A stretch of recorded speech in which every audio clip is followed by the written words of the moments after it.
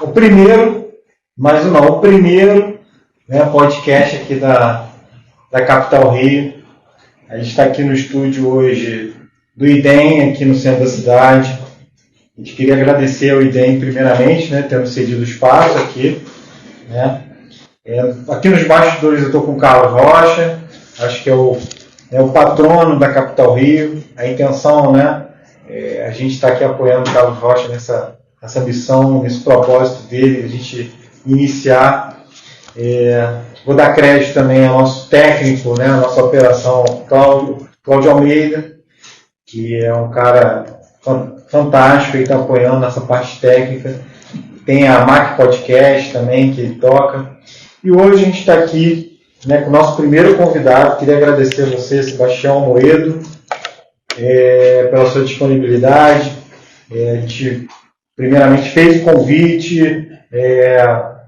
Você estava com gripado e a gente tem um problema técnico, acho que o problema dura até hoje, né? E o Sebastião Moedo, né, professor, né, universitário, está lançando também um livro, né? A gente bateu um papo antes aqui sobre o tema do livro, né? O nome do livro é A Boa Fé, né? Está sendo vendido aí nas plataformas, né, de livros online, tem livro físico também, tem, enfim, livro, né? Eu acho que o livro não pode perder o cheiro, né? Porque só online não dá. Te agradecer a presença, tá? E a boa fé, né? A fé é tão boa assim para o ser humano, ou ainda a gente está aprendendo a ter fé, precisa ter um pouco mais de fé, né? Como é que sucedeu essa vontade de falar da boa fé? Todo mundo quer bom, né? Mas ninguém quer falar do ruim, né? Muito bem, Paulo, Carlos e Cláudio. Na verdade, esse título, A Boa Fé, ele tem um duplo sentido. Uhum. Você pode considerar a boa fé a boa índole. Qual brasileiro, qual fluminense, qual carioca não vai aceitar ou vai discordar que ele tenha uma boa fé? Quando você faz um acordo com alguém, o mais importante do que o papel é a boa fé, ou seja, é a boa intenção, é o bom valor, é o respeito, é a honra que você tem. E a fé, ela também, se for uma fé bem nutrida, que acima de tudo siga a regra de amor ao próximo, indubitavelmente ela é uma fé boa, ela é uma boa fé. Então nós temos aí o duplo sentido a boa índole leva a uma boa fé. Sim. Então, a questão até que a gente comenta muito, né? O que traz, né, nessa questão da religião? Acho que, por falar de fé, a gente entrou muito na seara aqui, né? Na nossa conversa. Foi uma conversa muito espontânea. Eu acho que a gente tem que partir para essa forma espontânea de ser, né? E sem pudor de falar, né? Você comentou aqui que, né, transitou por várias religiões, né? Você conhece estuda várias religiões, né? E eu até sou um pouco cético, digamos assim, em relação, porque também já frequentei várias religiões. Então vou fazer um pouco aqui de advogado do diabo, né? Quando se fala em religião, né, será que é uma maneira de controlar o indivíduo? Né? Porque, entenda bem, a gente começou a entender que a primeira coisa mais importante a gente precisa estar no papel. Né? Quando você casa, o que você faz? Primeira coisa, assina um papel. Não é verdade? E a gente comenta, o casamento realmente é uma forma religiosa da união, da fidelidade? Por que povos tanto, né, cobram, a religião tanto cobra a monogamia? Será que está associado ao monoteísmo?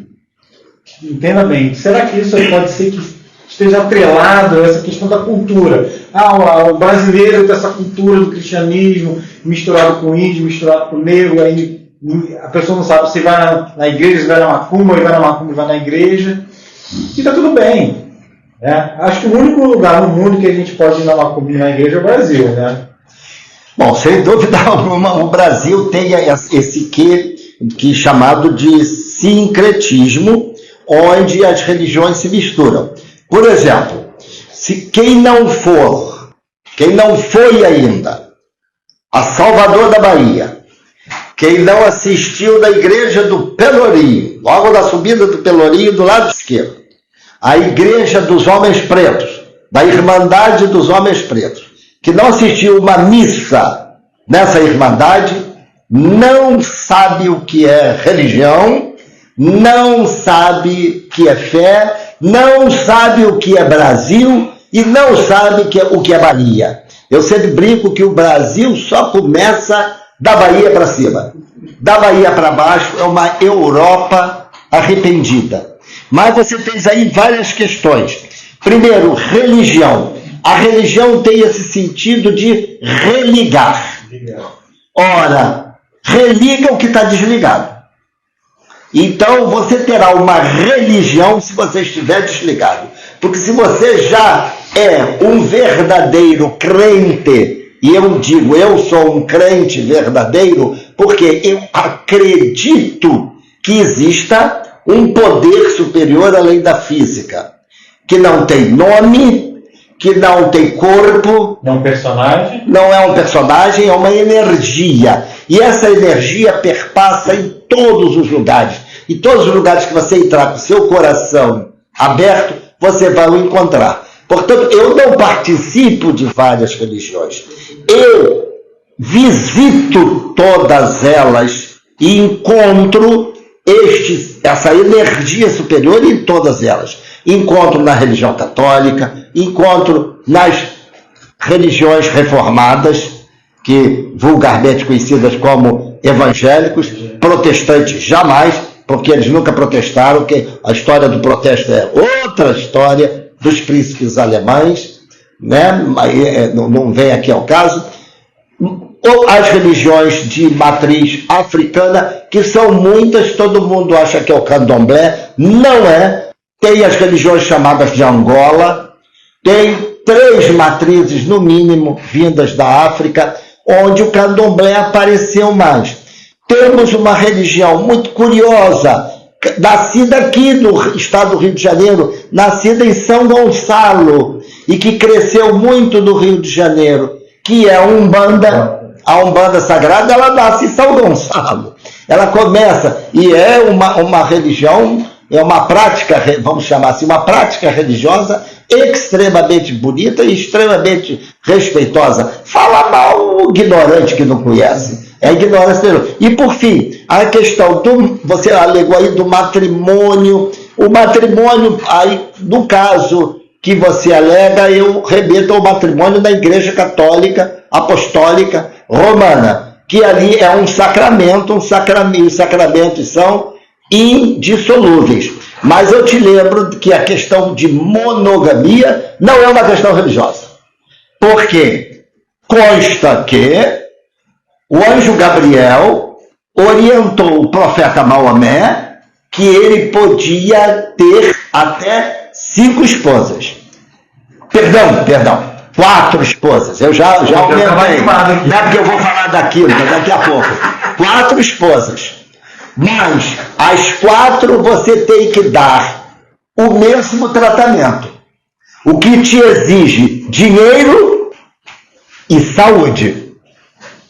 E aí o assunto da 5ª é que você sabe que no mundo muçulmano jamais você pode dar adeus para uma pessoa. Estampar a mão, porque você estará dizendo que ele é filho da 5ª. Interessante. E a 5ª não é entre as 4 oficiais. Mas você sabe a sabedoria, né? Então, porque naquela época não tinha cartão de crédito. Imagina o cara pagar 5 faturas de cartão de crédito. Se comprar um diamante para uma, tinha que dar para outra também. Tem que dar para as outras 3. Um prejuízo, né? Se quiser comparecer nas lides conjugais, tem que ser um dia para cada uma. Imagina isso no mundo capitalista hoje, vai ficar um pouco complicado, né? O Itaú ia adorar, ó, fazendo até um merchandise aí. o Itaú de graça. Mas enfim, eu vi até a capa do livro, né? Você fez a capa? Não, a capa é, na verdade, uma reprodução de um catecismo católico de 1600 e pouco. É uma reprodução da capa. É um padre jesuíta dando a bênção a um cacique indígena, possivelmente um tamoio, ajoelhado com seu cocar e recebendo a bênção do padre jesuíta. É que eu estudei, eu vou falar aqui um pouco de mim também, que a gente está conversando. Pô, não. Eu estudei em colégio católico durante um bom tempo, né? Colégio de freira, né? E, assim, eu particularmente não me adaptei à educação religiosa católica, né? Até a questão, digamos, da didática lá do ensino fundamental, antigamente era primeiro grau, segundo grau, né? Na verdade, ali era só até a 8ª série. Então, assim, eu achei que não era tão atraente, porque você tinha uma certa obrigação de fazer. A fé é um folclore do ser humano, é uma ilusão. Aí que está a situação. Eu parei de me iludir. Porque, entenda bem, eu achava que indo lá, eu estava sendo uma pessoa melhor. Sabe o que estava acontecendo comigo? Eu estava alimentando os meus próprios demônios.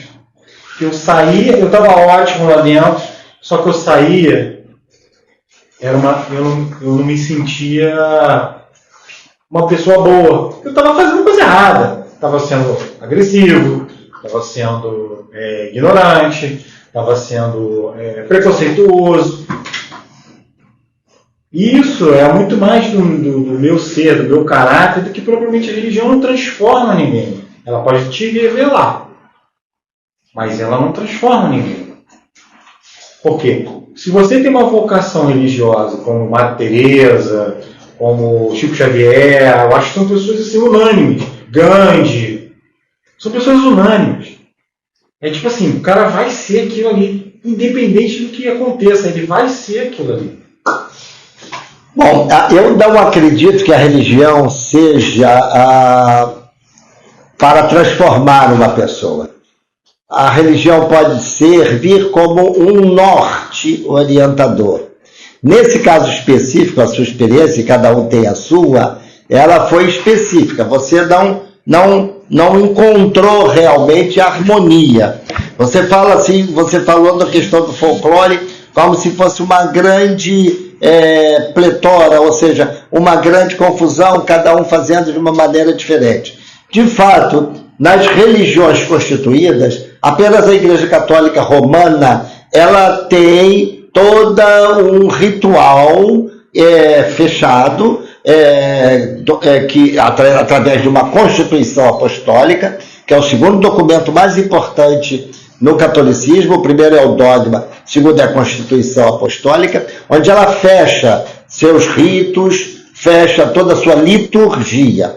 Aí, no caso, mesmo na matriz abrâmica, do judaísmo e do islamismo, vai haver a dependência da modo de ver ou do rabino ou do sacerdote muçulmano. Porque não tem um papa dos judeus, não tem um papa dos rabinos. Assim também nas outras religiões, mesmo nas religiões reformadas, vai muito do pastor que conduz aquele grupo, vai muito do pai de santo que gera a sua igreja, o seu terreiro, que gestiona o terreiro, o modo de ver dele. Por exemplo, quando eu vou com minha mulher, ela se sente muito mal quando no terreiro há uma situação de entidades de esquerda.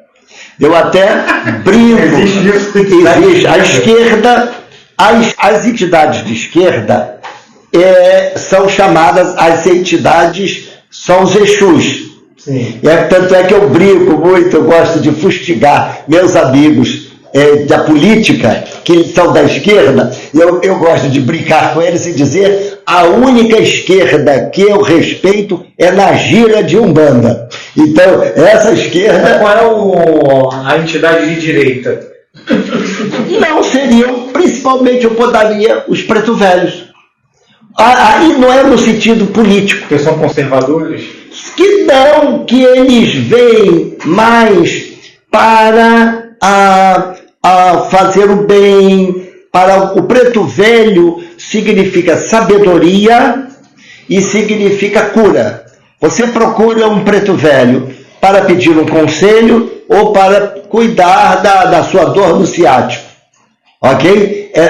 O Exu você procura mais para cumprir missão. O pessoal fala que o Exu é do mal. Por favor, o Exu é um orixá que ele é um mensageiro. Eu diria respeitosamente, é um boy. Se você dá uma carta para o teu mensageiro levar, né, você, Paulo, manda uma carta para o Carlos. E você bota: Carlos, eu gosto muito de você. Exu entrega. Mas se você escreve na carta: Carlos, vai catar coquinho no mato, seu chato. Ele leva. Exu entrega. Exu é aético. Exu não tem ética. Ele entrega. E aí as pessoas falam mal dele. Mas não é ele que fez. Pediram para ele levar. Mas a gente tem uma coisa também interessante. O ser humano, de modo geral, acho que ele tem uma situação de endemonizar tudo. Já viu isso? Endemoniza tudo, talvez até o próprio desconhecimento, né? Tem um certo preconceito. Aí eu vou endemonizar. Não. Como fiz há muito tempo atrás, acho que nos anos 90, as igrejas evangélicas endemonizavam as igrejas as religiões de matriz africanas, falando que era do diabo, que você não está no caminho certo, que na verdade era uma maneira de controlar a pessoa.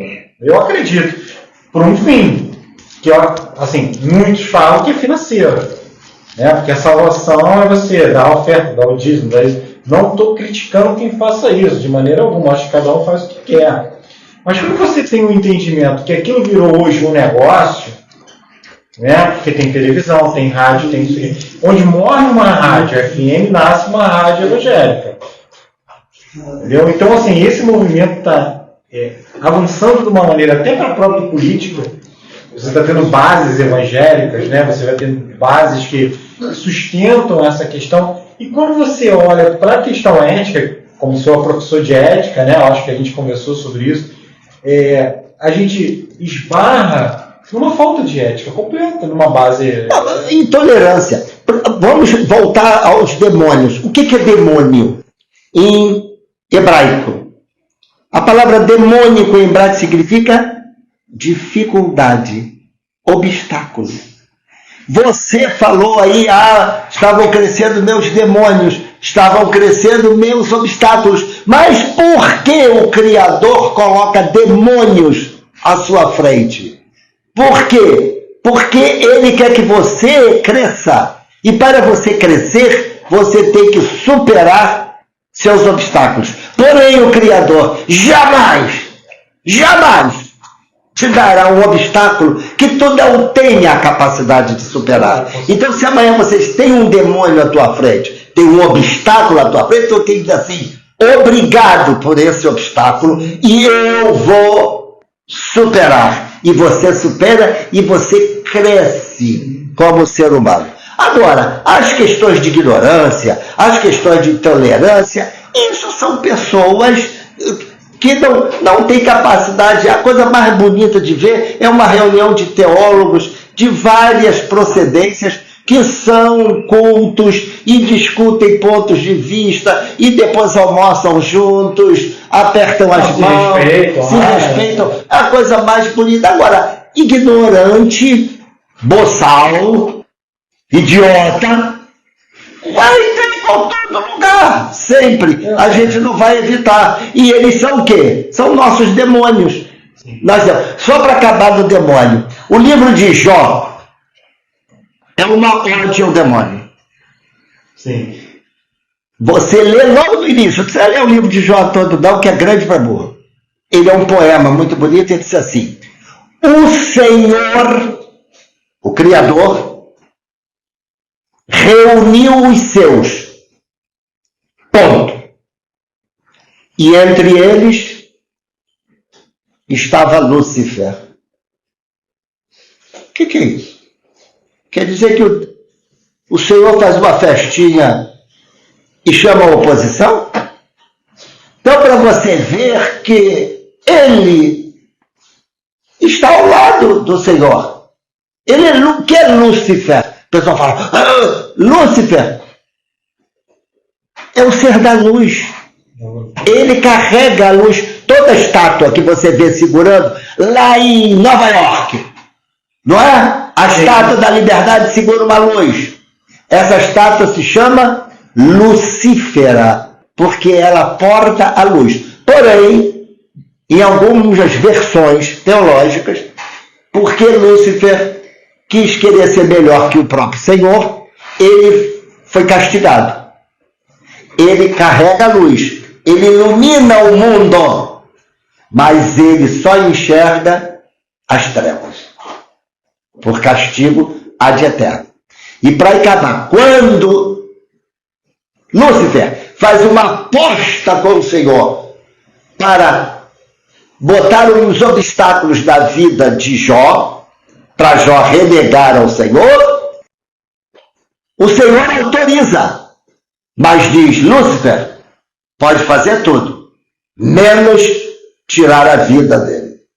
E ele fica leproso, morre a mulher, perde todos os bens, morrem todos os filhos, fica pobre, tudo mais, e temente e crente a Deus, crente ao Criador. Então, portanto, o demônio, os demônios são obstáculos autorizados pelo Criador para você superar, para você vencer. Se tu és da luz, as trevas jamais vencerão. Eu até minha esposa, né, Adriana, um beijo para você, Adriana. A gente falava, sempre falava, você não vai voltar mais? Eu falo, não. Mas por que você não volta? Não sei o que, aquela coisa de... Eu falei assim, qual aluno que frequentou a faculdade não tomou a lição e não saiu dela? Porque eu acho que assim, você precisa evoluir.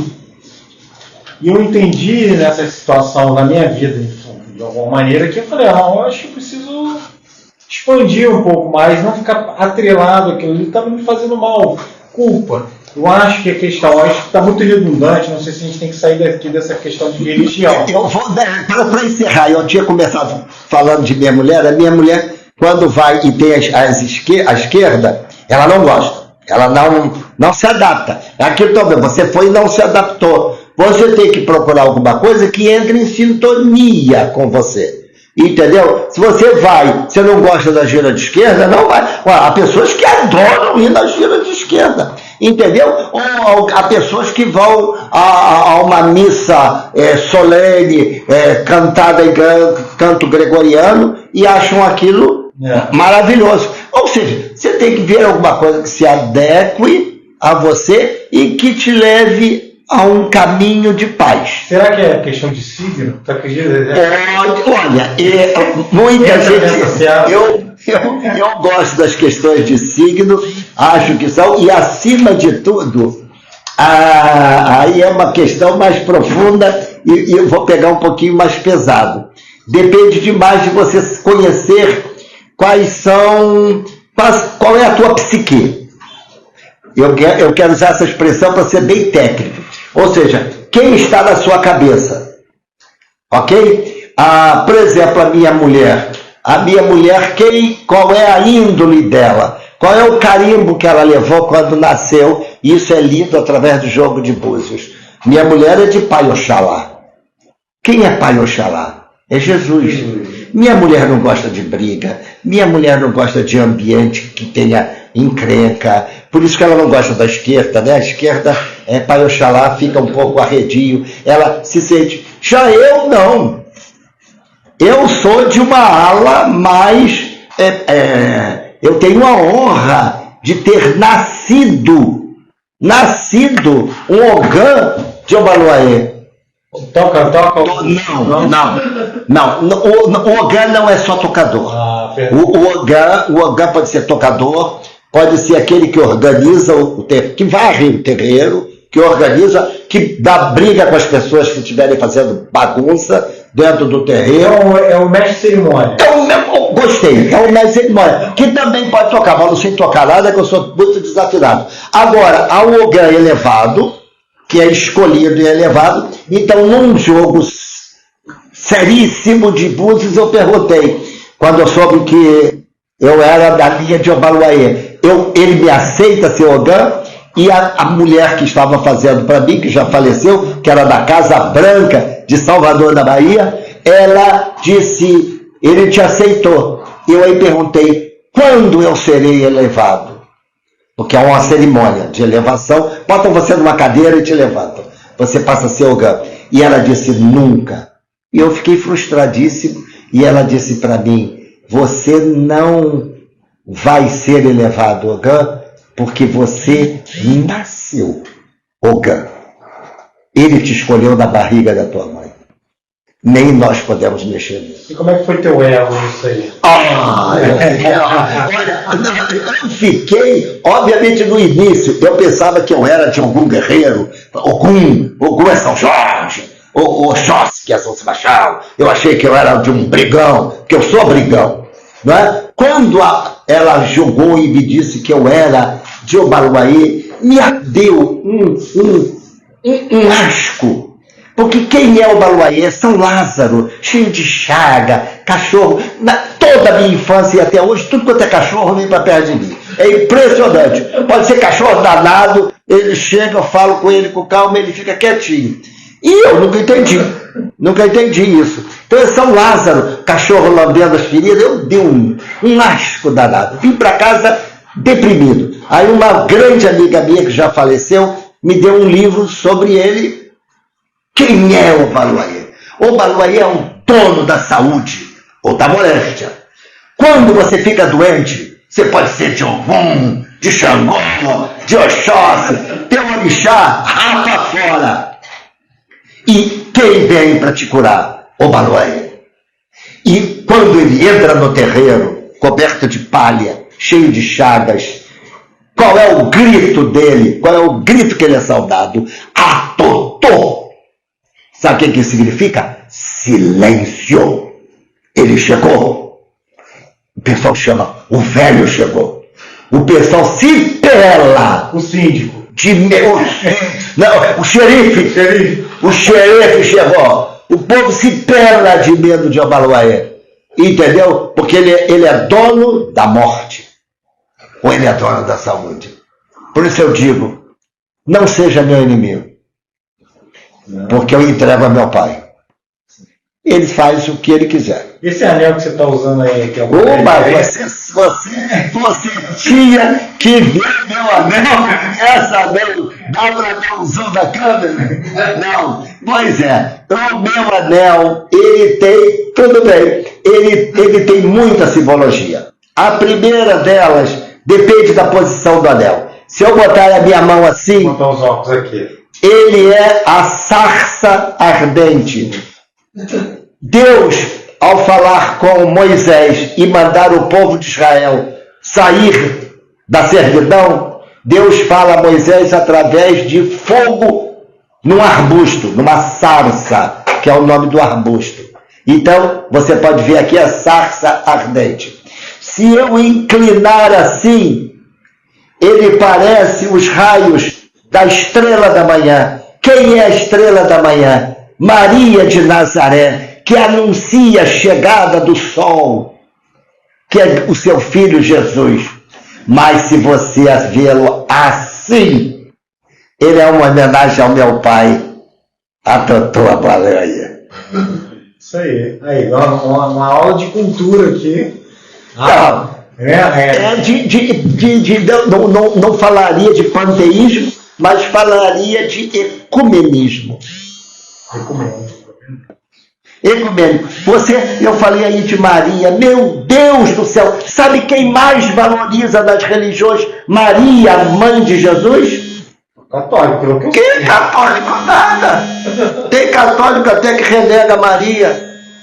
Fica com essas ondas agora de dizer quem mais respeita Maria de Nazaré, a chama de Mariã, mãe do profeta Isa, que é Jesus, é o Corão Sagrado, que dedica Sura, que é o capítulo do Corão 19 a Maria, e diz que é Maria que abre as portas dos céus para as mulheres.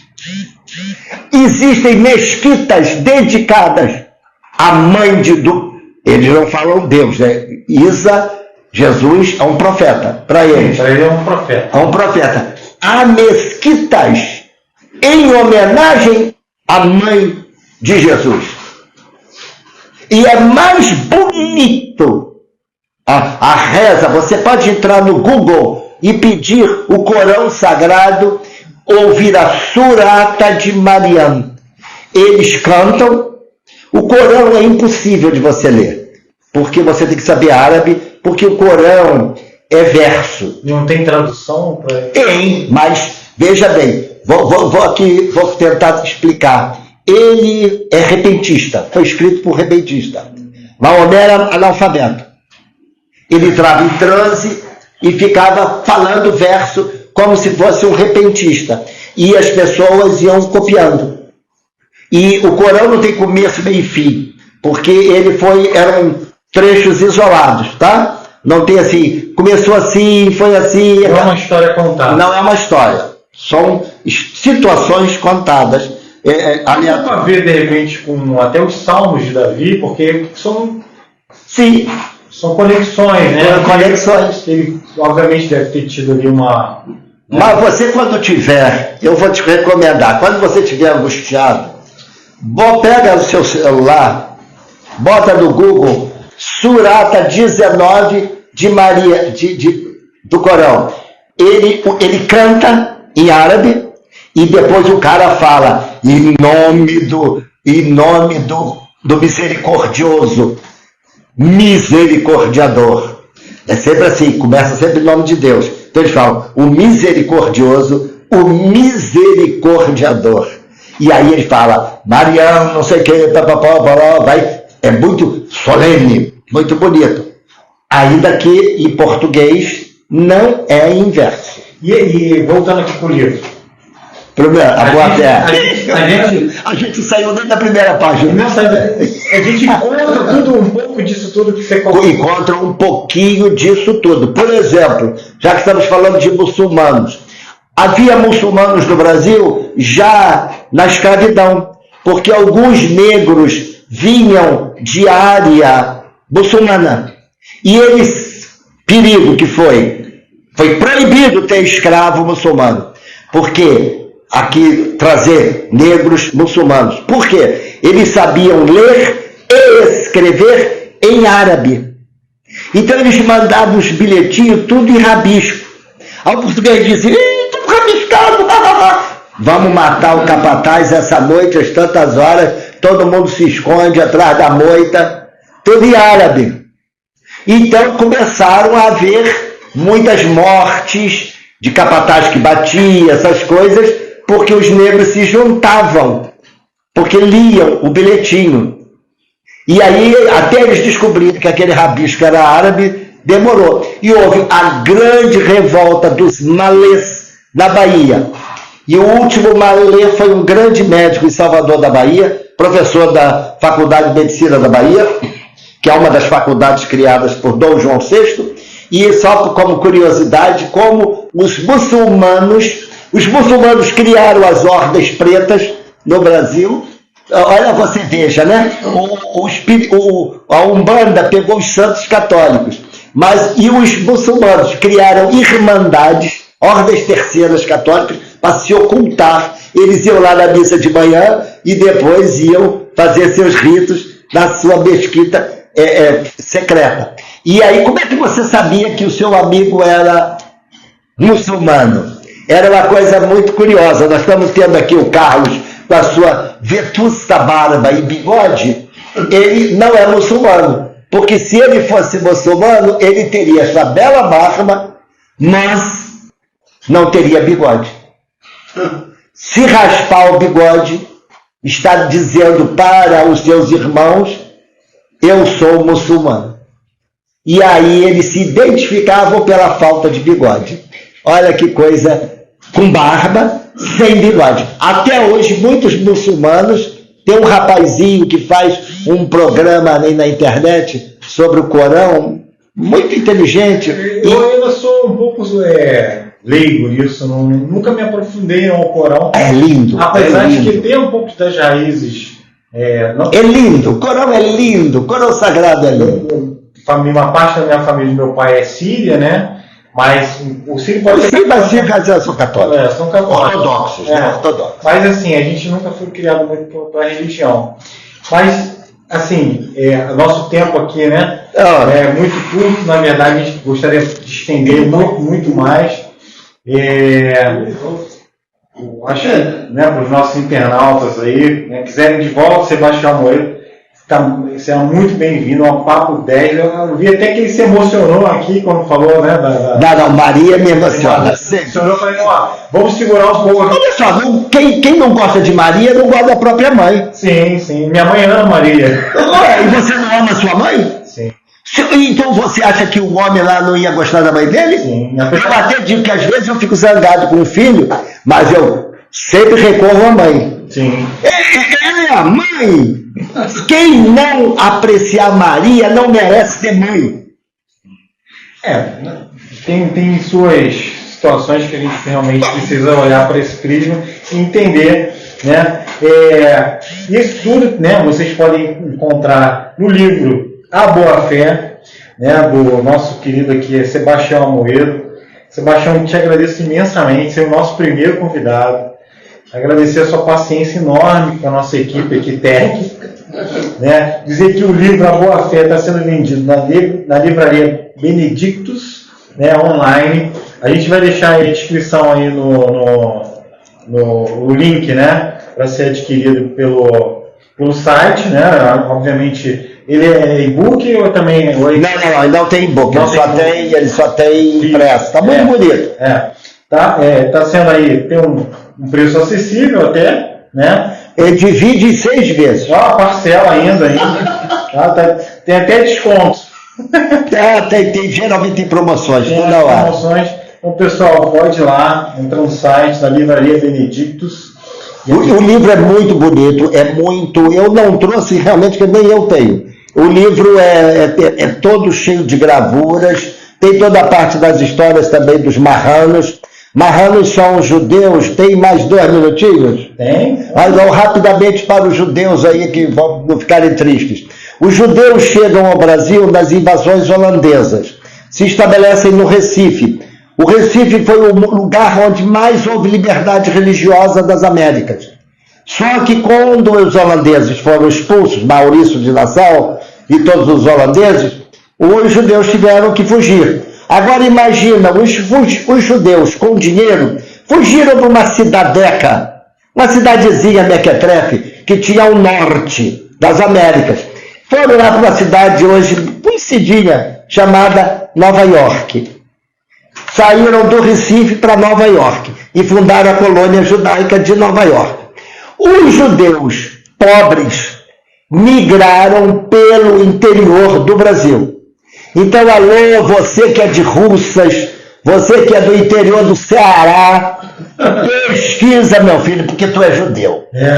Mais de 90% do Nordeste brasileiro é judeu, é marrano, tem a ascendência judaica. Se você pesquisar tudo bonitinho, você consegue até cidadania no exterior, se você levantar os seus documentos da sua família. O Lampião andou queimando aí uns cartões, foi uma pena, mas se você é do Nordeste, do interior do Ceará, interior do Piauí, do interior de Pernambuco, Paraíba, Sergipe, Del Rey, Alagoas, você é marrano, você descende de judeus. Quer você queira ou não? Quer não. Gente, conversei aqui com esse querido nosso aqui, Sebastião Amoedo. Tá, Sebastião, mais uma vez te agradeço aí. Que seja um sucesso para todos nós. Não foi fácil chegar aqui, tá? Mas com certeza a gente está começando com essa bênção aí, né, que você trouxe para a gente, obviamente, que a gente seja incluído nas suas orações e tenho certeza que você vai ser incluído nas nossas também.